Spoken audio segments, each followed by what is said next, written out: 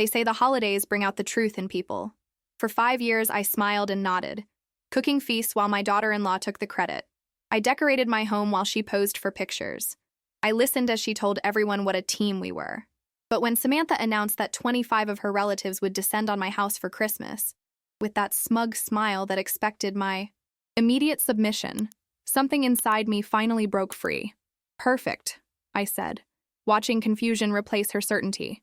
"I've booked my vacation. You'll handle it all yourself." The look on her face was worth 5 years of silent suffering. But what she didn't know, what none of them knew, was that I had been collecting her lies like Christmas ornaments, fragile, shiny things ready to shatter at the slightest touch. And when her family arrived expecting the perfect Christmas she had promised, they would find instead the truth I had carefully wrapped for them. My name is Diane Holloway, and this is how I reclaimed my dignity one snowy December in Chicago. The first red flag appeared at my son's wedding reception. I was adjusting a centerpiece when I overheard Samantha telling her cousin, "My future mother-in-law? Oh, she's just happy to help. Honestly, I think she was getting bored in that big empty house anyway." I froze, my fingers still touching the white roses I'd arranged myself. David had proposed to Samantha after just 6 months of dating, and though something about her perfectly calibrated charm unsettled me, I'd kept my concerns to myself. My son's happiness meant everything to me, especially after losing his father to cancer 3 years earlier. "Mom?" David appeared beside me, handsome in his tuxedo. "Everything okay?" I smoothed my dress and smiled. "Just perfect, honey." That night set the pattern for what followed. Samantha moved into my home, temporarily, they said, while they saved for a place of their own. David worked long hours at his law firm, leaving Samantha and me to navigate our new relationship. At first, she was solicitous, bringing me tea and asking about family recipes. I began to think my misgivings were unfounded. Then came her first dinner party. "Diane," she called from the living room, where she was arranging flowers I'd bought that morning. "Could you check on the roast, and maybe tidy up the guest bathroom? My college friends can be such critics." I paused, wooden spoon in hand. "You're hosting friends tonight?" She flashed that brilliant smile. "Just a small gathering. David mentioned you wouldn't mind. You're such a wonderful cook, and I'm still learning." She lowered her voice conspiratorially. "Between us, I want to impress them. You know how it is." I did know how it was. I'd been a high school principal for 30 years, navigating the politics of education administration. I recognized manipulation when I saw it, but I also recognized the delicate balance of in-law relationships. So I nodded and went to clean the bathroom. That evening, I served dinner to 8 strangers who complimented Samantha's amazing cooking, while she beamed. Not once did she correct them. When someone asked directly, "Did you make this yourself?" she replied with a breezy, "It's an old family recipe I've been perfecting." Later, washing dishes alone while laughter drifted from the living room, I told myself it didn't matter. What mattered was David's happiness and family peace. This became our unspoken arrangement. Samantha would announce guests, and I would cook, clean, and fade into the background. Sometimes. She'd ask my advice on recipes, only to present them as her own creations. Once I overheard her telling a friend, "I've always had a knack for entertaining." My hands, raw from dishwater, curled into fists. The temporary arrangement stretched into years. David's firm made him partner, but somehow they never found the right house. The truth was, my 4-bedroom Victorian in Highland Park suited Samantha perfectly, especially when she could treat me like the household help. "Mom's happy to have us," David would say whenever I hinted they might want their own space. "Right, Mom?" What could I say? That his wife was slowly erasing me in my own home? That the woman he loved treated me with benign contempt? Instead, I would nod and say, "Of course, honey." By year 3, Samantha had redecorated most of the house. My antiques disappeared into the attic, replaced by sleek, modern pieces that photographed better for her social media. My garden shed became her home office for the interior design business she was building, but never seemed to have actual clients. One Tuesday morning in April, I was tending to my roses when Samantha approached in her yoga outfit, phone in hand. "Diane, there you are. Listen, I've got the most exciting news." Her voice had that breathless quality it took on when she wanted something. "My cousin Eliza just got engaged, and I've offered to host her bridal shower here next weekend." I straightened, wiping soil from my hands. "Next weekend? But David and I were planning to visit my sister in Michigan." Her smile tightened. "Oh, I thought he told you. He can't make it anyway. Big case coming up. And it would mean so much to Eliza. She touched my arm. Your garden will be perfect for photos. Everyone always says you have such a way with flowers. That was Samantha's specialty, delivering commands disguised as compliments. I looked at my roses, the ones I'd planted with John the year before his diagnosis. How many more pieces of myself would I surrender? I'm sorry, Samantha. I've already promised my sister. Her expression flickered between surprise and annoyance. But I've already sent the invitations. 20 people are coming. You wouldn't want me to look bad, would you? And there it was, the subtle implication that my refusal would hurt my son. That evening when David came home, Samantha was in tears. I don't understand why. Your mother doesn't want me to feel at home here, she said, her voice catching. I try so hard. David looked at me with confusion and disappointment. Mom, couldn't you reschedule with Aunt Carol? This is important to Samantha. I saw then how skillfully I'd been maneuvered. If I refused, I was the difficult mother-in-law, the obstacle to their happiness. If I agreed, I was surrendering yet. Another piece of my dignity. I canceled my plans with Carol. The day of the shower, I rose at dawn to prepare food, set up tables, and arrange flowers. Samantha slept until 9, then spent 3 hours getting ready. When guests arrived, she greeted them like a gracious hostess while I refilled platters and washed dishes. Several times I heard, Samantha, you've outdone yourself. Or, how do you manage it all? That night, exhausted and nursing a glass of wine in my bedroom, I stared at John's photograph on my nightstand. I've disappeared, I whispered to him. I'm a ghost in my own house. Something had to change. I just didn't know what or how. The answer came unexpectedly 6 months later, on a rainy October afternoon. I was searching for an old photo album in David's home office when I noticed a folder labeled Investment Opportunities, partially hidden under his desk. Thinking it might have fallen, I picked it up. The first document inside wasn't an investment prospectus, but an email printout from Samantha to someone named Marco DeLuca. Uncle Marco, it began. David doesn't know I'm writing this, but I wanted to discuss investment possibilities when you visit for Christmas. Diane's house is in a prime location, and when it eventually passes to David, we could easily sell for at least $1.2 million to fund the business venture we discussed. My hands trembled as I read on. She detailed how she'd been managing me, keeping me happy while positioning herself to eventually control my home that John and I had paid off decades ago, where we'd raised our son, where I'd mourned my husband. She wrote about me as if I were an obstacle to be managed, not a person to be respected. I carefully replaced the folder and walked to my bedroom on unsteady legs. For the first time in years, real clarity washed over me. I'd been allowing this slow erasure, this gradual diminishment, and it had to stop. The next day, I made an appointment with my lawyer. Mrs. Holloway, based on what you're telling me, you have every reason to be concerned. Harold Fleming, my attorney for over 20 years, peered at me over his reading glasses. But legally protecting your assets is straightforward.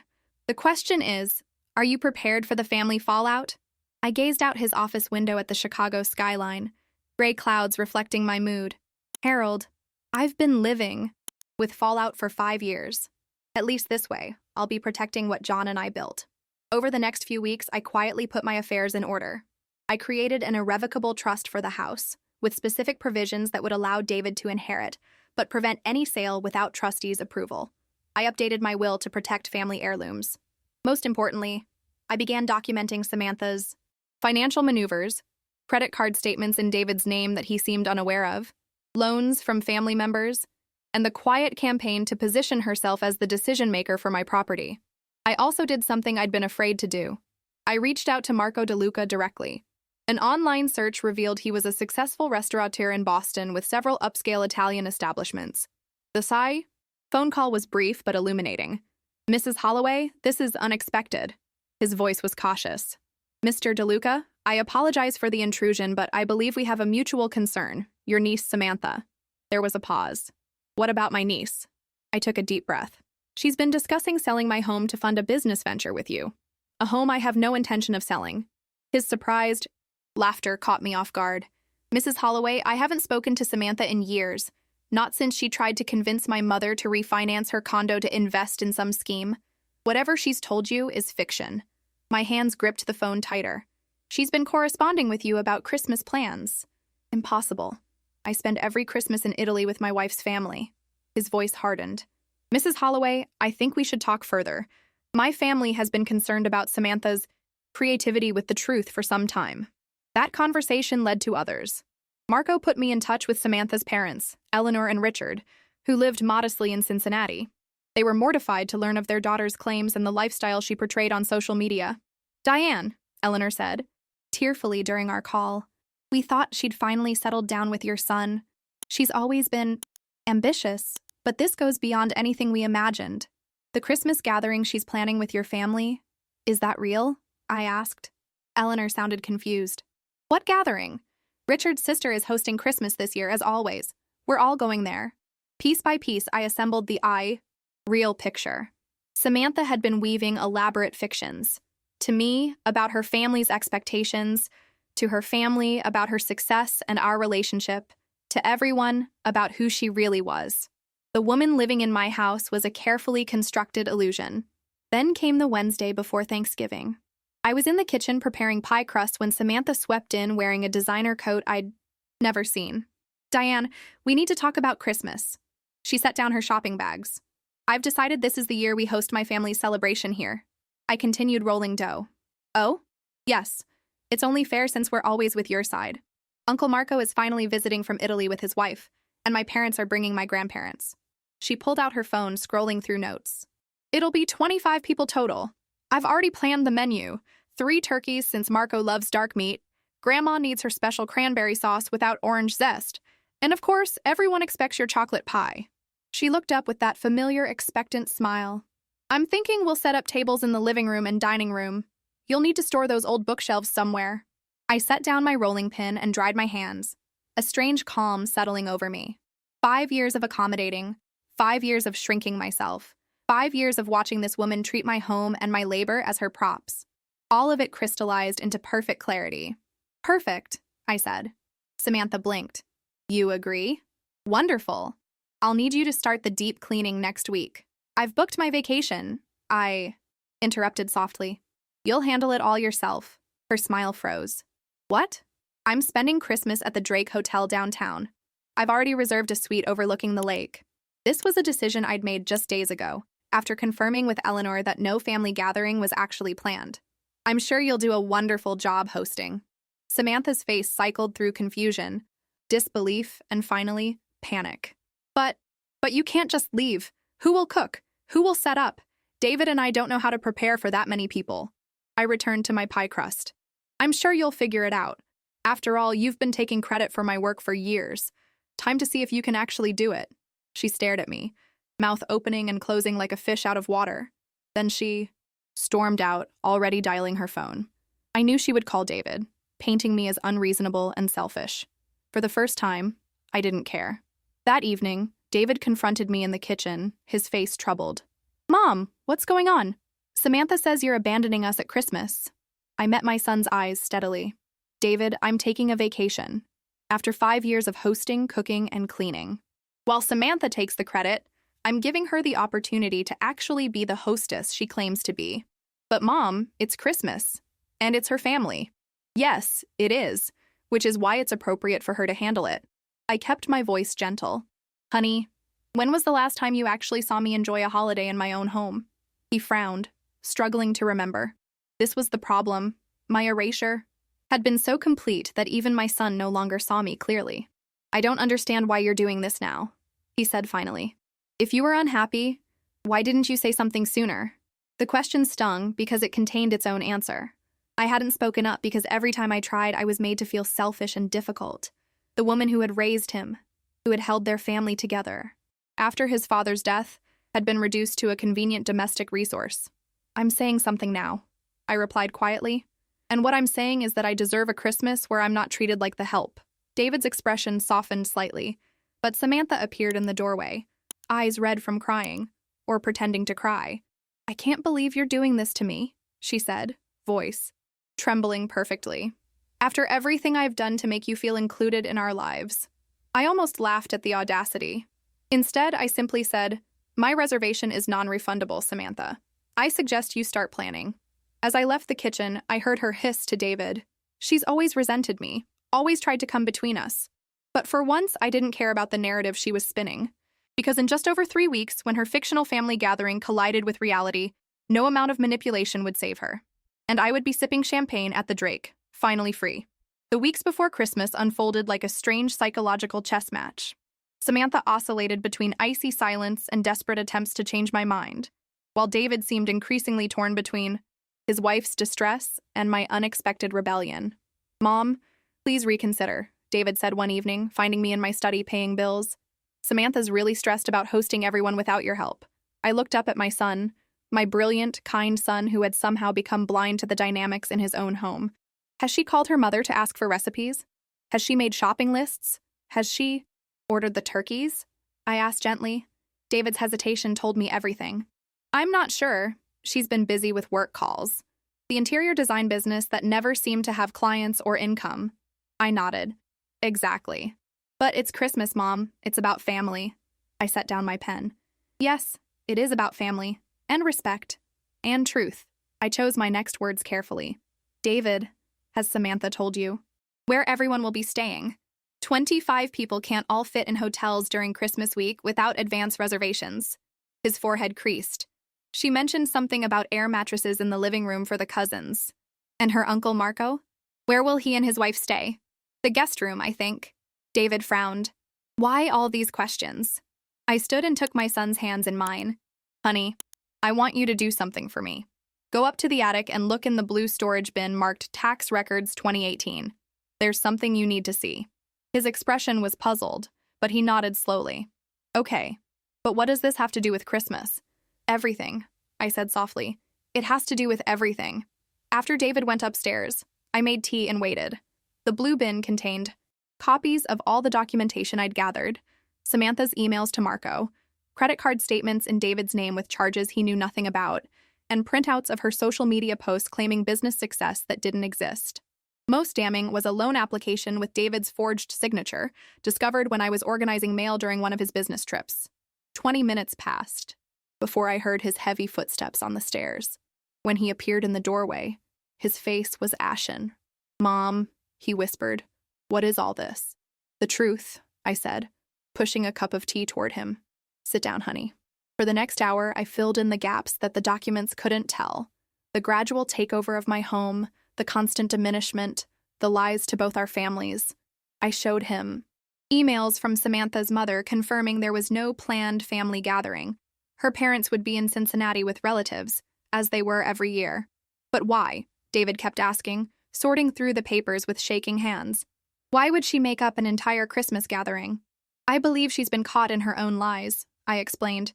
She's been telling her family how successful you both are, how she's building her design business, how she's the perfect hostess.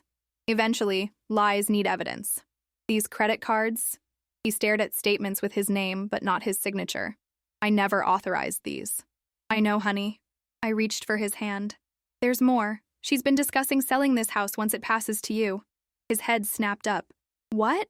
But this is your home, Dad's and yours, and someday yours, I said gently, but not to be sold out from under me while I'm still alive. David ran his hands through his hair, a gesture so like his father's that it made my heart ache. I can't believe this. 5 years and I never saw... His voice trailed off. How could I have been so blind? Because you love her, I said simply. And she's very good at what she does. He looked at me with new understanding. Your Christmas reservation at the Drake. You knew all along this family gathering wasn't real? I nodded. I spoke with her mother last month. Eleanor was confused when I mentioned hosting Christmas, since they already had plans in Cincinnati. That's when I realized Samantha had invented the entire scenario, probably to justify a lavish party she wanted me to fund and execute. So what happens now? When no one shows up for Christmas, what's her explanation going to be? I sipped my tea thoughtfully. That's where things get interesting. Her uncle Marco, the real one, not the fictional Italian restaurateur, was quite disturbed when I shared what Samantha had been writing about him. He's actually a retired accountant from Boston who's been concerned about Samantha's financial manipulations for years. He and his wife are flying in for Christmas after all. Not for a celebration, but for an intervention. David's eyes widened. An intervention? Marco contacted Samantha's parents and several other family members. They've been worried about her behavior for some time, apparent lying about her lifestyle, attempts to borrow money, claims about business success that doesn't exist. They've arranged to come here on December 23rd, not for the Christmas celebration she invented, but to confront her about these patterns. And you knew this when you booked the Drake. I nodded again. I did. But my reservation is real, David.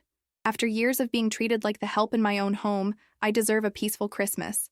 The difference is, I'm not abandoning you to manage a fictional gathering. I'm giving Samantha's family the space they need to address what's been happening. David sat in silence for several minutes, processing everything. When he finally spoke, his voice was hollow. I don't even know who I'm married to.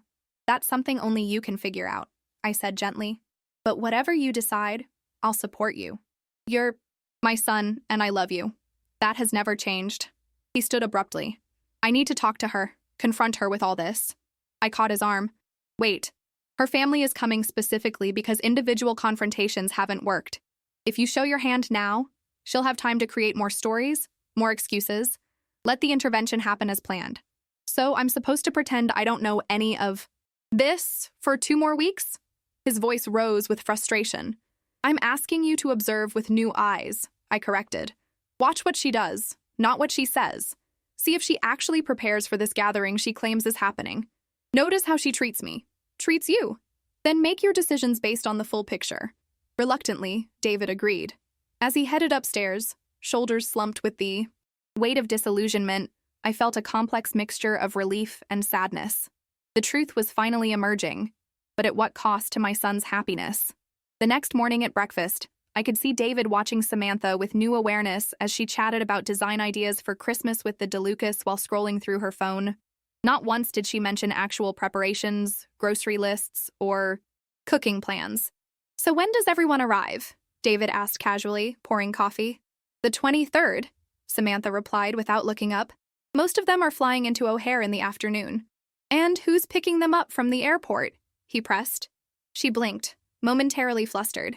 Well, I thought you could get Uncle Marco and Aunt Sophia, and maybe Mom and Dad could Uber. That's a lot of Uber. Rides for 25 people, David remarked. Samantha waved dismissively. Some of them are renting cars. I've got it all worked out. She turned to me with a tight smile. Diane, I know you're still planning your vacation, but I thought maybe you could at least prepare your chocolate pie before you go. Everyone's expecting it. 5 years ago, even 1 year ago, I would have acquiesced. Instead, I smiled back just as tightly. I'm afraid I'll be busy packing, but I'd be happy to write out the recipe for you. Her smile faltered. But it won't taste the same if I make it. I guess we'll find out, won't we? I replied, standing to rinse my coffee cup. As I left the kitchen, I caught David's eye. He was beginning to see the manipulation techniques that had become so familiar to me. Over the next few days, I watched my son's disillusionment deepen. Samantha made no actual preparations for hosting. No shopping, no cleaning, no cooking ahead. When David asked specific questions about sleeping arrangements or meal planning, she deflected with vague answers or manufactured emergencies that required immediate attention elsewhere. Meanwhile, I quietly packed for my stay at the Drake and finalized arrangements with Marco. Samantha's family would arrive on the afternoon of the 23rd, not the fictional 25 relatives, but her parents, Uncle Marco and his wife, and 2 concerned cousins. Just 6 people coming not for celebration, but for confrontation. As Christmas approached, the tension in the house grew palpable. Samantha became increasingly frantic, making last-minute attempts to convince me to stay and help. When those failed, she tried guilt. I've never seen someone so willing to abandon their family at Christmas, she said coldly as I descended the stairs with my suitcase on the morning of December 23rd. What kind of mother does that? I set down my bag and looked at her steadily. The kind who finally recognizes her own worth. The Drake Hotel sparkled with holiday elegance as I checked into my Lakeview suite that afternoon.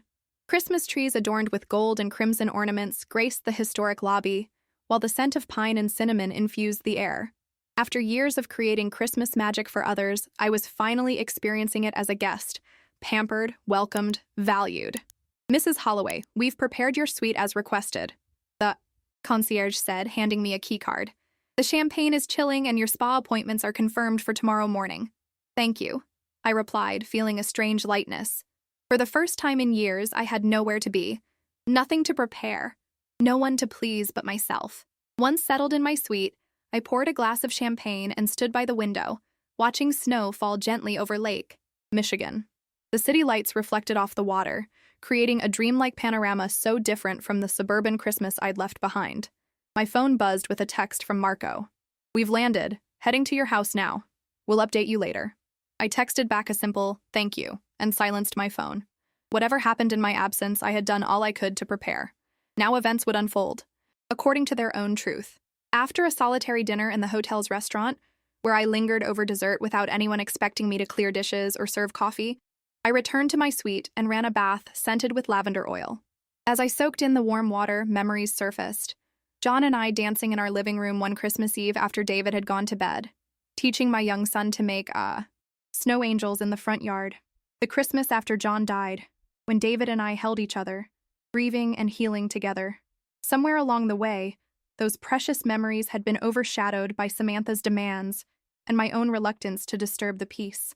I had allowed myself to become a ghost in the narrative of my own life. "Never again," I whispered to the empty room. At 9 o'clock, my phone lit up with an incoming call from David. I hesitated before answering. "Mom?" His voice sounded strained. "It's happening. They're here." "Your in-laws?" I asked, though I knew the answer. "Just 6 of them, not 25. They arrived an hour ago." He lowered his voice. "Samantha completely fell apart when she saw them. She locked herself in our bedroom at first, claiming there must be some mistake, that the others must be coming tomorrow. And now, Uncle Marco finally got her to come downstairs. They're in the living room having what they're calling a family discussion, but it's basically an intervention. Her mother is crying, her father looks furious, and Marco has a folder of documents that looks suspiciously like the one I found in your blue bin." I closed my eyes. "How are you doing?" His bitter laugh held no humor. "Oh, I'm great. Just found out my wife of 5 years has been lying about everything from her background to her business to our finances. And apparently she's been treating my mother like hired help while plotting to sell her house." He paused, his voice softening. "Mom, I'm so sorry. I had no idea what was happening." "I know, honey. You should have told me sooner." I sighed, feeling the weight of that truth. "Perhaps. But would you have believed me? Or would you have seen it as your difficult mother-in-law trying to come between you and your wife?" His silence was answer enough. "What happens next?" I asked. "I don't know. Marco mentioned something about financial counseling and therapy. Her parents want her to come back to Cincinnati. With them for a while." He hesitated. "I don't think our marriage can recover from this, Mom." The words hung between us, sad but not unexpected. "Whatever you decide, I'm here for you. Not to decide for you, but to support you." "I know." He cleared his throat. "Hey, how's the Drake?" "Beautiful," I said, grateful for the change of subject. "I'm getting a massage tomorrow." "Good. You deserve it." Another pause. Would it be okay if I joined you for Christmas dinner tomorrow? I don't think I can be here with all of this going on." My heart swelled. "I'd love that, honey. I'll add you to my reservation." After we disconnected, I sat for a long time watching the snow fall over Chicago. I felt no triumph, no vindication, only a bittersweet relief that the truth had finally emerged. Whatever damage Samantha had done to my relationship with my son, we now had a chance to repair it with honesty between us. The next morning, Christmas Eve, I indulged in my scheduled spa treatments and a leisurely breakfast in the hotel restaurant. Around noon, my phone buzzed with another text from Marco. "Intervention complete. Eleanor and Richard taking Samantha back to Cincinnati tonight. She's agreed to counseling. David is staying at the house. You were right about everything." I typed back, "Thank you for your help. I'm sorry it came to this." His response came quickly. "Don't be sorry, this was long overdue. Merry Christmas, Diane." Shortly after, David texted that he had packed a bag and was heading downtown. "See you around 3, he wrote. "Mom, thank you for being stronger than I was." When my son arrived at the Drake that afternoon, the change in him was visible. Though his eyes held the sadness of disillusionment, his shoulders no longer carried the tension I'd grown accustomed to seeing. We hugged in the lobby, holding on longer than usual. "She's gone," he said as we rode the elevator to my suite. "Her parents took her back to Cincinnati. Marco says she's been doing this kind of thing for years, creating elaborate fictions, living beyond her means, manipulating people. Apparently, I'm not the first person she's deceived this way." "I'm sorry, honey." He shook his head. "Don't be. You tried to warn me years ago in your way. I just wouldn't see it." He looked at me directly. "You know what the worst part is? When everything was falling apart, when her family was confronting her with evidence, All I could think about was how she'd treated you all these years, how I let her diminish you in your own home. We all made choices, I said gently as we entered the suite. I chose silence when I should have spoken up. Why did you finally decide to act now? He asked, moving to the window to admire the view of snow-covered Lake Michigan. I joined him, watching boats adorned with Christmas lights navigate the dark water. I realized that by allowing myself to be erased, I was teaching others that it was acceptable to erase me, including you. I touched his arm, and I finally understood that true family doesn't require you to make yourself smaller. David nodded slowly. I've filed for an annulment, he said. Marco connected me with a lawyer who specializes in cases involving financial deception. Given the evidence of fraud, including the forged loan documents, they think it will be granted. Are you sure that's what you want? I don't recognize the person I was with for 5 years, Mom. Everything, our entire relationship was built on lies. He turned from the window. I'd rather be alone than live in an illusion. We ordered room service that night, sharing a quiet Christmas Eve dinner as snow continued to fall outside. We talked about John, about memories David had of his father that I'd never heard, about the future and what it might hold for both of us. For the first time in years, there was no tension beneath our words, no careful avoidance of topics that might upset Samantha, no performance of family, harmony that masked deeper dysfunction. Just truth, simple and healing. On Christmas morning, we exchanged the small gifts we'd managed to bring. A book I'd bought him weeks earlier, a scarf he'd hastily purchased in the hotel gift shop. Then we attended the holiday brunch in the hotel's ballroom, surrounded by other guests in festive attire.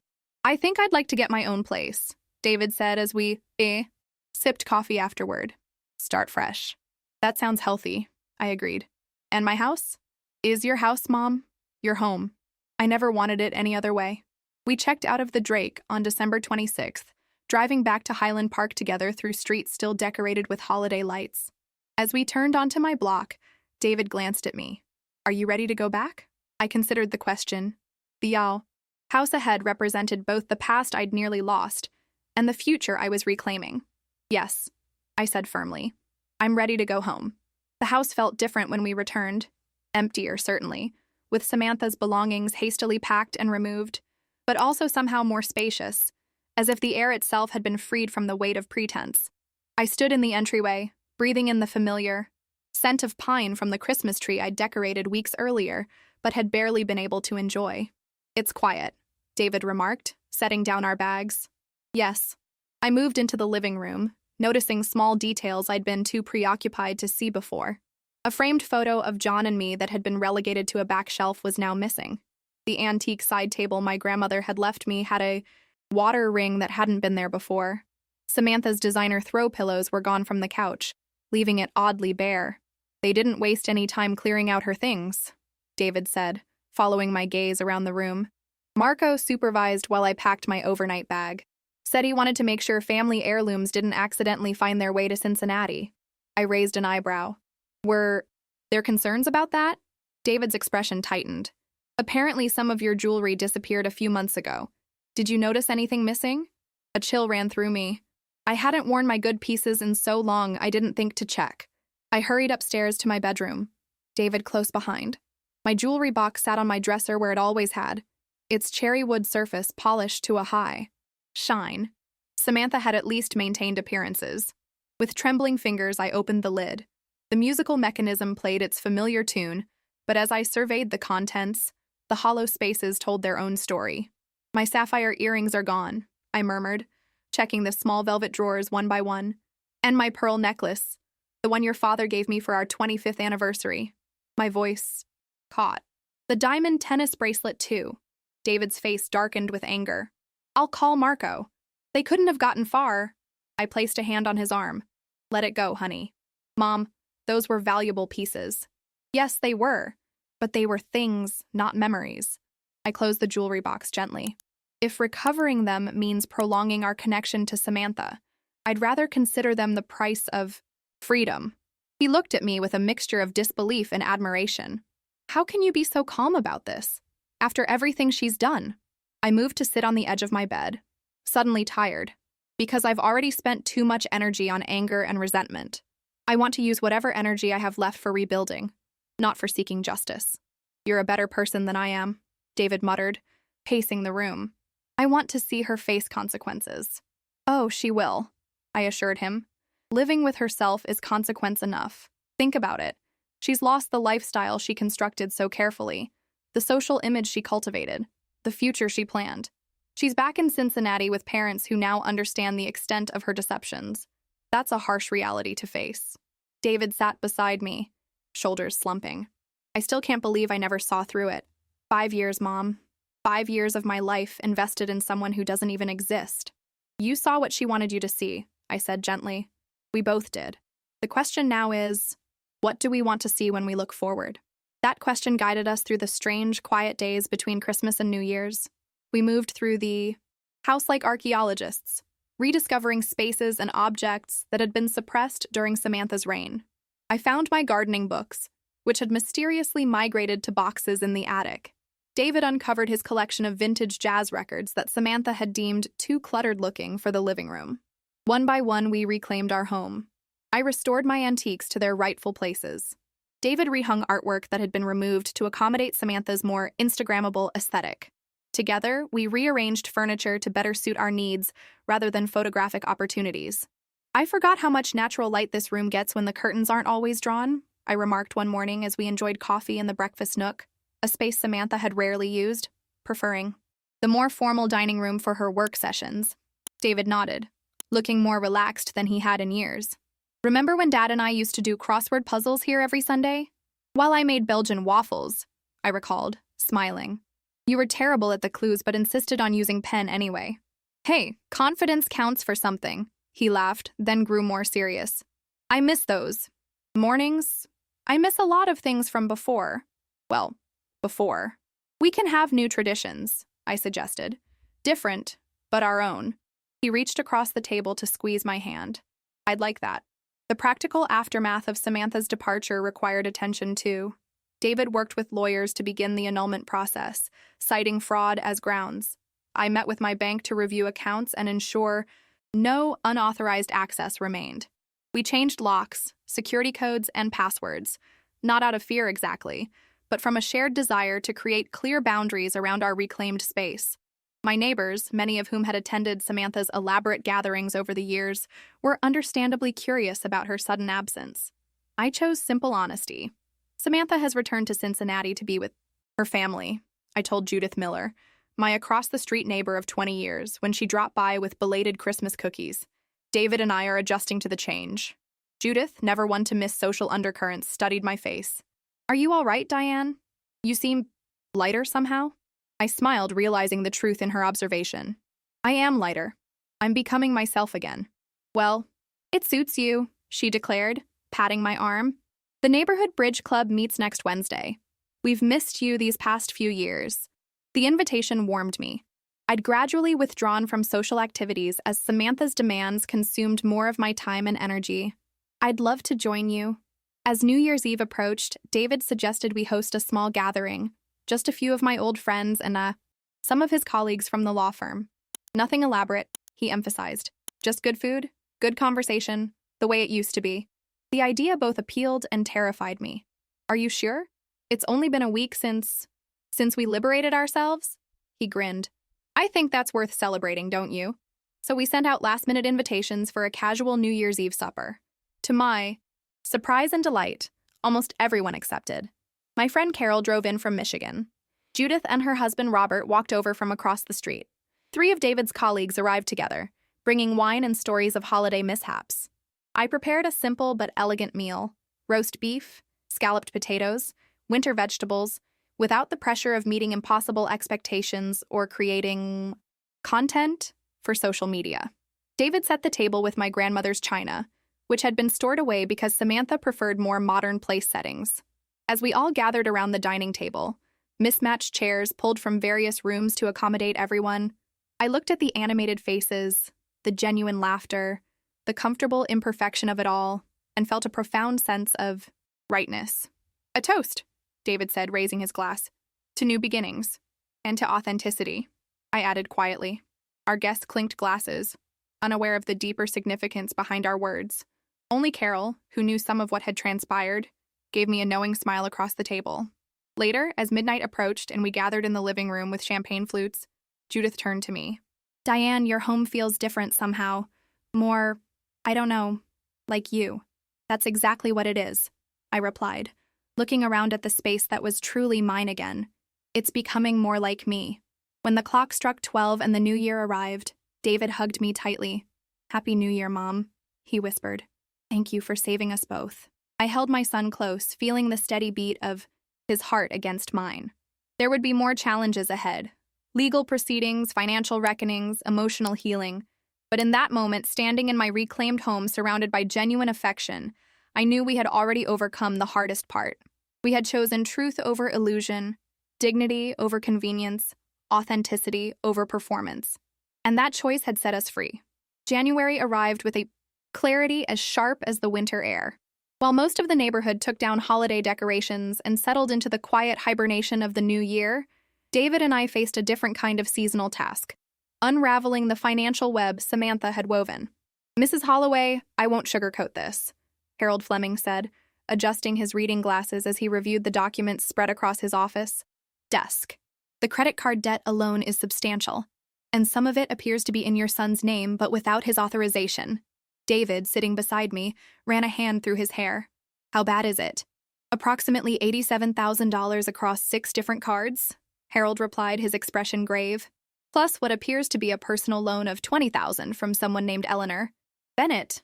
Her mother, David interrupted, looking stunned.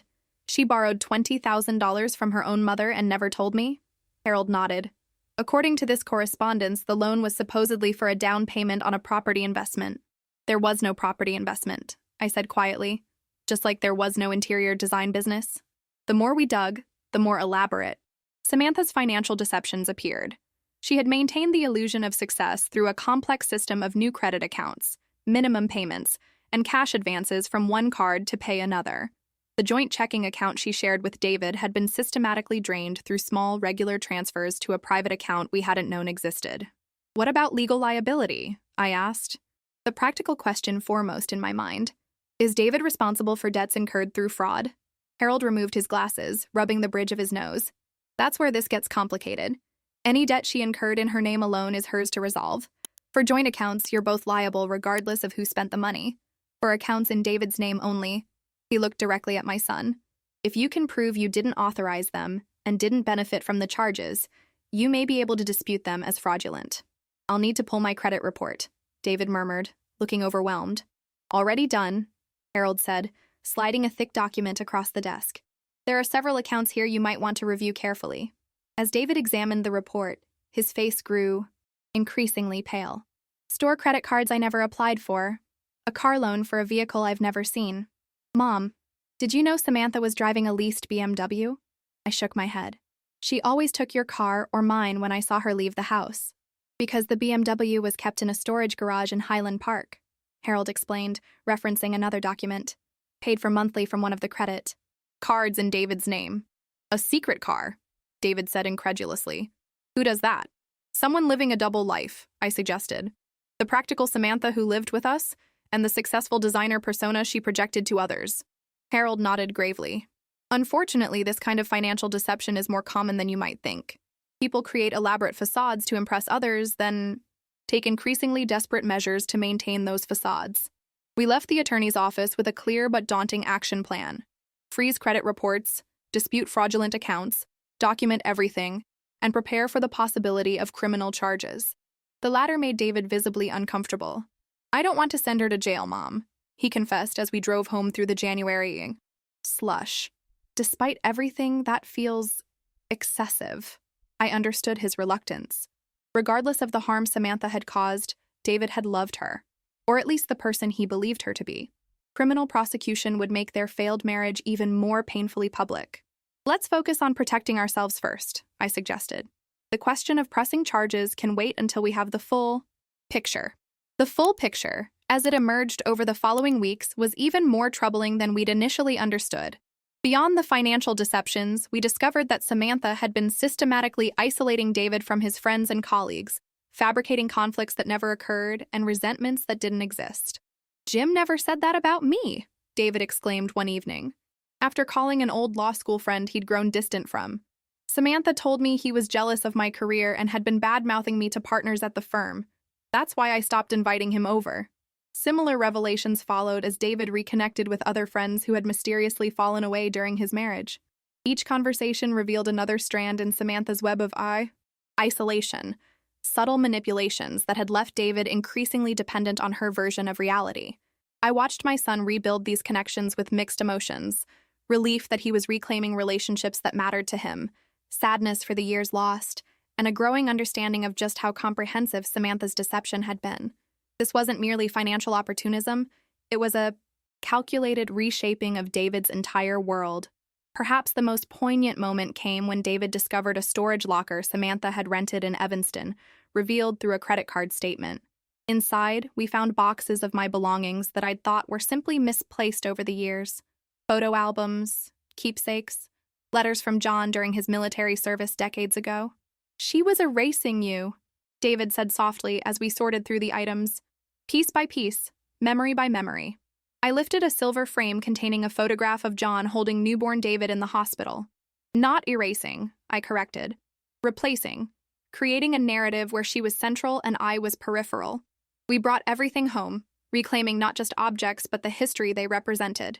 That evening, we sat in the living room surrounded by recovered memories, drinking tea and sharing stories prompted by each rediscovered item. "I'd forgotten Dad was such a terrible dancer," David laughed, watching old home movie footage we'd transferred to digital years ago. "Enthusiastic but rhythmically challenged," I agreed, smiling at the image of John attempting the electric slide at a family wedding. "He never let that stop him, though. He always said it was better to participate joyfully than observe perfectly." I nodded, feeling John's wisdom across the years. Your father understood what mattered. As January gave way to February, physical and emotional space continued to clear. David stayed in the house with me but began looking for his own apartment, not from any tension between us, but from a healthy recognition that at 37, he needed independence. "I've relied too heavily on others telling me who I am," he explained one evening. "First as your son, then as Samantha's husband. I need to discover who David Holloway is on his own terms." I hugged him, heart full of both pride and bittersweet acknowledgement of change. "Your father would be so proud of you." "I'm proud of you too, Mom. The way you've handled all of this, I don't know if I could have been so gracious." I considered this as I sipped my tea. It's not about grace, really. It's about recognizing what deserves your energy and what doesn't. Anger would only keep me tethered to Samantha and everything she represents. "Is that forgiveness?" he asked. "Not exactly. Forgiveness implies the ledger is cleared. This is more about selective attention. I'm choosing to focus on rebuilding rather than retribution." The legal processes continued in parallel with our emotional recovery. David's attorney built a compelling case for annulment based on fraud, supported by substantial documentation. My lawyer secured agreements protecting my assets regardless of the outcome. Samantha, through her own hastily retained counsel, made occasional demands that became increasingly desperate as her position weakened. "She wants alimony," David announced incredulously after one communication from her attorney. "After everything, she still thinks she's entitled to ongoing support." I watched my son's reaction carefully, relieved to see indignation rather than capitulation. 6 months earlier, he might have agreed just to keep the peace. "And what did your attorney say?" I asked. "That she's lucky we're not pursuing criminal charges for identity theft and fraud." He shook his head. "This will be resolved soon, one way or another." By mid-February, we had established a new rhythm to our days. I rejoined my bridge club and volunteered at the library. David threw himself into work and reconnected with friends. We ate dinner together most evenings, sharing the cooking and cleaning, without the tension that had pervaded such activities when Samantha was present. On Valentine's Day, instead of the elaborate performative romance Samantha would have demanded, David brought home pizza and a bottle of wine. "Happy Valentine's Day, Mom," he said, setting the table with paper plates and supermarket flowers. "I know it's not fancy." "It's perfect," I interrupted, genuinely touched, "because it's real." We ate and talked about everything and nothing. Work projects, neighborhood gossip, a movie we both wanted to see. No pretense, no hidden agendas, no walking on eggshells. Just mother and son, finding our way back to authentic connection. As we cleared the table together, David paused, a pizza box in hand. "You know what I keep thinking about? That Christmas at the Drake. What about it? How it was supposed to be your escape, your rebellion. But instead, it became this turning point for both of us, the moment everything changed. I nodded, understanding exactly what he meant. Sometimes the bravest thing you can do is simply step away and create space for truth to emerge. He considered this, then smiled. You should needlepoint that on a pillow. Maybe I will. I laughed, feeling lighter than I had in years. Maybe I will. March arrived with tentative warmth, bringing the first crocuses to my garden, and a surprising phone call from Eleanor Bennett, Samantha's mother. Diane? Her voice was hesitant, layered with emotion I couldn't immediately identify. I hope I'm not overstepping by calling you. I carried my cordless phone to the kitchen window, watching robins hop across the lawn awakening from winter. Not at all, Eleanor. How are you? Managing. She paused. I wanted to return something to you. Several things, actually. Samantha had items that belonged to you. Jewelry, I believe. My missing pieces, John's gifts, family heirlooms, the tangible memories I'd told David I could live without. You found them? In her childhood bedroom closet, a jewelry box I didn't recognize. Eleanor's voice wavered. Richard and I confronted her. She claimed you'd given them to her, but we knew better. I closed my eyes, imagining the painful scene between parents and adult daughter, the dissolution of trust that must have occurred. Eleanor, I'm so sorry you're going through this. No, I'm sorry, she insisted. We raised her. Whatever went wrong, whatever made her become this person who takes and lies and manipulates, that responsibility traces back to us somehow. I don't believe that, I said gently. We all make our own choices eventually. A muffled sound suggested Eleanor might be crying. The therapist says she has narcissistic tendencies with possible borderline features.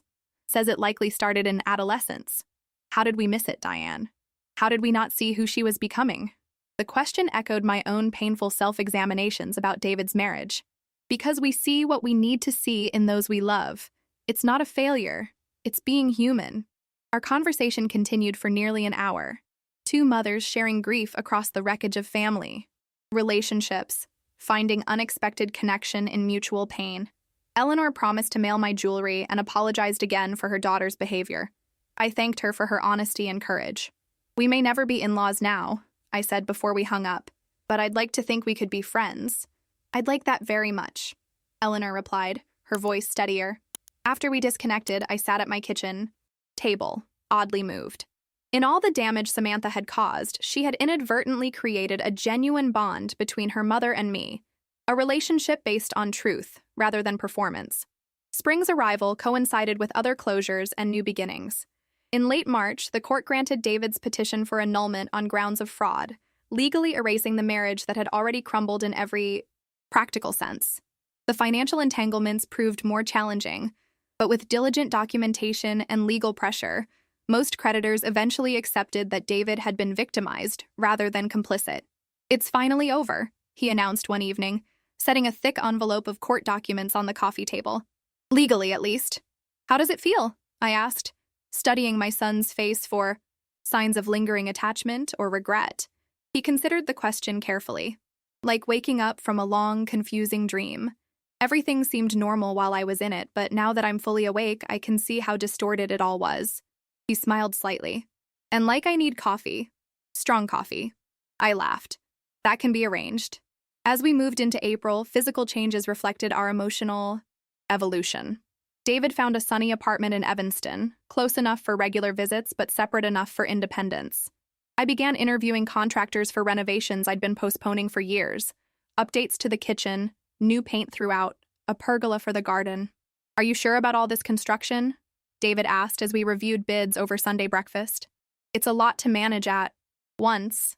I'm reclaiming my space, I explained, spreading the contractor estimates across the table, making it truly mine again. He nodded, understanding. I like the blue you've chosen for the living room. Your father would have hated it, I said, smiling at the memory. He always wanted everything beige. For a man with such strong opinions, he had remarkably bland taste in home decor. We laughed together, the memory of John a warm presence rather than a painful absence. 5 years ago, Samantha had discouraged mentions of my late husband, claiming they made David uncomfortable. Now we spoke of him freely, keeping his memory alive through stories and shared recollections. The jewelry Eleanor had promised arrived in mid-April, my pearl necklace, sapphire earrings, and diamond bracelet, each piece wrapped carefully in tissue paper. A handwritten note accompanied the package. These belong with their rightful owner. With deepest apologies. Eleanor and Richard. I fastened the pearl necklace immediately, its cool weight against my collarbone, a physical reconnection to John and our years together. When David stopped by that evening and noticed the pearls, his eyes widened. Mom, your necklace. How did you get it back? Eleanor found it, I explained. Samantha had taken everything to Cincinnati. His expression darkened momentarily, then cleared. I'm glad you have it back. Dad would have hated knowing it was lost. Nothing important was truly lost, I said, touching the pearls. Objects can be taken, but memories remain. As April blossomed into May, my home transformation progressed from plans to reality. Walls came down between the kitchen and dining room, creating an open, light-filled space. The formal living room became a comfortable gathering place with bookshelves and reading nooks. My garden expanded with new beds of perennials, plants that would return year after year, growing stronger with each season. It's like you're creating a whole new house, Judith remarked during one of our newly reinstated weekly coffee dates. Not new, I corrected. Authentic. This is the home I always wanted but didn't prioritize. Because you were too busy accommodating others, she observed shrewdly. I nodded, recognizing the truth in her words. But that's the old story. I'm writing a different one now. My reawakening extended beyond physical spaces. I joined a book club at the library, took a watercolor painting class at the community center, and even tried yoga, something Samantha had frequently recommended with the subtle implication that I needed improvement. Without her critical gaze, I found joy in moving my 65-year-old body with acceptance rather than judgment. David flourished as well, free from Samantha's isolation. Tactics, he reconnected with college friends, expanded his professional network, and even began dating again, casually, cautiously, with a new awareness of his own worth and boundaries. How do you know when you're ready to trust again? He asked one evening as we planted tomato seedlings in my newly expanded vegetable garden. I patted soil around a delicate plant, considering his question.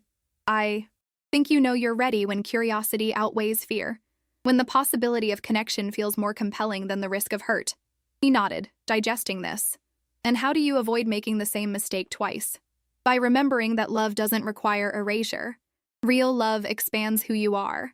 It doesn't diminish you. You should have been a therapist, Mom. I laughed, brushing dirt from my hands. Just a woman who learned some difficult lessons. Well, I'm taking notes, he said, smiling. The transformation of our lives continued through spring into early summer. My home renovations completed just as David settled fully into his new apartment. In June, we hosted a combined housewarming and renovation reveal party. A casual gathering of friends, neighbors, and colleagues who had, supported us through the past 6 months. As twilight fell, guests mingled in the garden beneath the new pergola strung with fairy lights. Laughter and conversation flowed as naturally as the wine. Standing beside the buffet table, arranging a platter of strawberries I'd grown myself, I was struck by the contrast with Samantha's elaborate, performative gatherings. This was simple, genuine, connection, imperfect, and therefore beautiful. David approached, 2 glasses of champagne in hand. A toast, he said, offering one to me. To new beginnings. I accepted the glass, clinking it gently against his, and to authentic living. Around us, friends chatted. Fireflies began to appear in the garden, and the summer night wrapped us in its gentle warmth. Whatever challenges might lie ahead, we had reclaimed our truth, and with it, the freedom to write our own stories. 1 year after the Christmas that changed everything, I stood in my kitchen preparing for another holiday gathering. This time, there was no pressure, no performance, no underlying tension. Just the simple joy of creating a welcoming space for people I genuinely cared about. Need any help? David asked, appearing in the doorway with an armful of firewood for the living room hearth. Just your company, I replied, smiling as I rolled out pie crust. Everything's under control. He set down the logs and poured himself coffee from the freshly brewed pot. It smells amazing in here.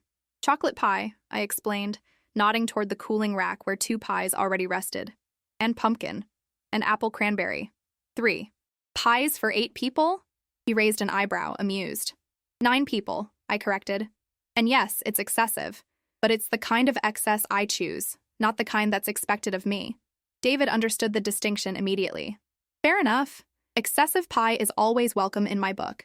We worked companionably for a while, me finishing the pastry, him arranging wood in the fireplace, and setting the dining table with my grandmother's china and crystal that had been rediscovered in the attic during our reclamation project. The holiday decorations throughout the house were elegant but relaxed. Fresh greens, white lights, cinnamon-scented candles. No elaborate centerpieces designed for photographs. No color-coordinated gift wrapping that took hours to perfect. Just beauty for its own sake. For our own enjoyment. The doorbell rang precisely at 3 o'clock.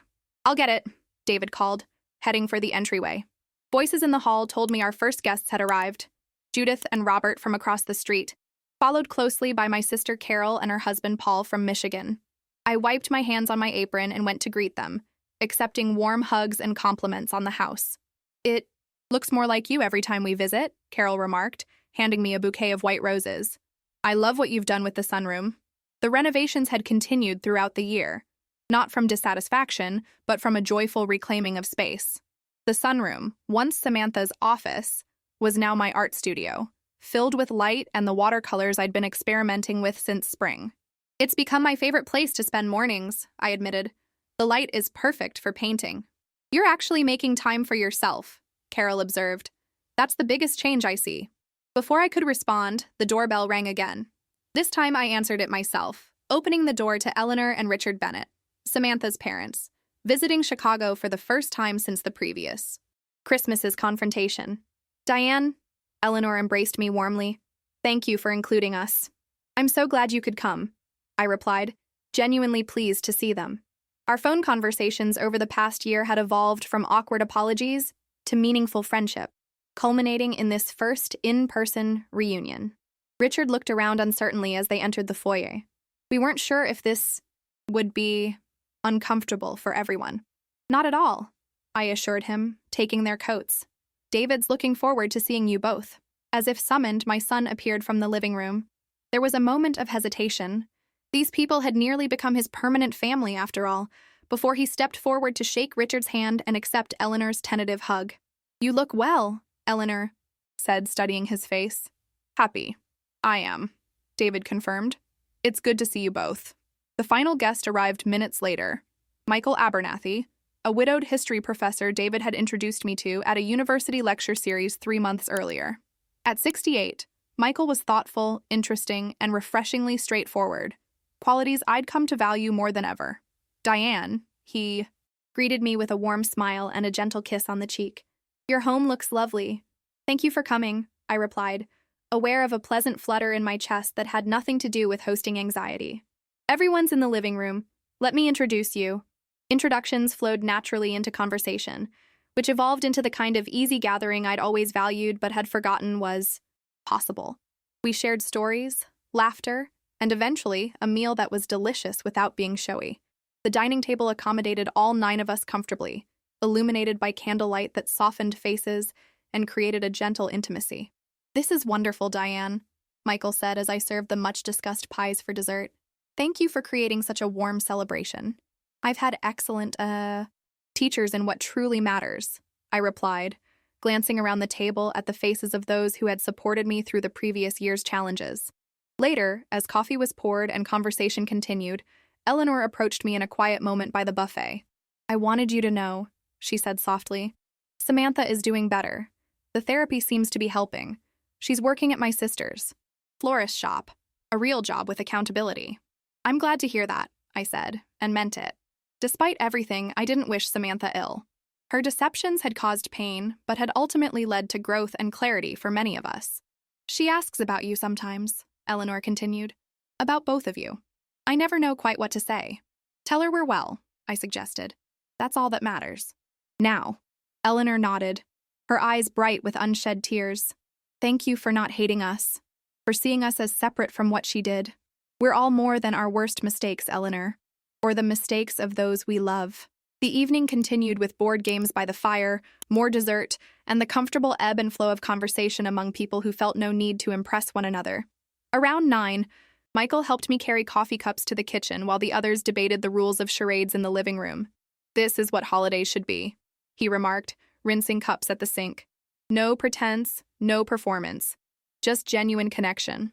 I looked at him, this kind, intelligent man who had entered my life unexpectedly, and felt a surge of gratitude for second chances.